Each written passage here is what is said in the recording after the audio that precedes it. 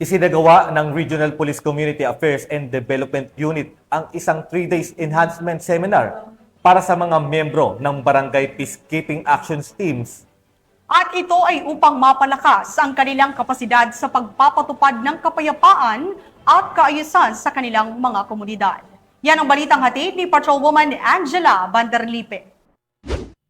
Tagumpay na isinagawa ng Regional Police Community Affairs and Development Unit BAR ang 3 days enhancement seminar para sa Barangay Peacekeeping Action Teams ng 5 barangay sa Barangay Manaulanan, Tugunan, SJ BARM nito lamang ika-22 hanggang 24 ng Enero taong kasalukuyan.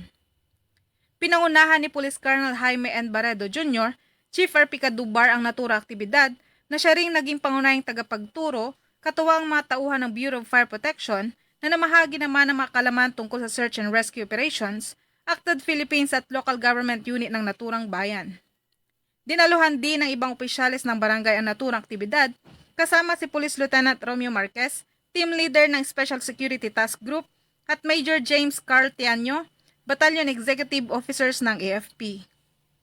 Sumailalim sa 2 araw na lecture ang Barangay Peacekeeping Action Teams ng 5 barangay na sakop ng Tugunan SJ BARM at 1 araw naman para sa practical exercises tulad ng rescue operations.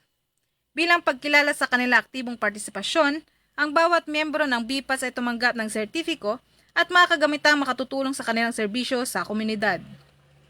Ang buong hanay ng kapulisan ng ProBAR, particular ang mga personahe ng Regional Police Community Affairs and Development Unit BAR, ay patuloy na maghahatid ng kaalaman, suportahan ang pagsulong sa kapayapaan, labanan ng mga karahasan at mga inisyatiba sa pagpapanatili at pagkamit ng ligtas at maunlad na barangay dahil sa bagong Pilipinas, ang gusto ng pulis, ligtas ka.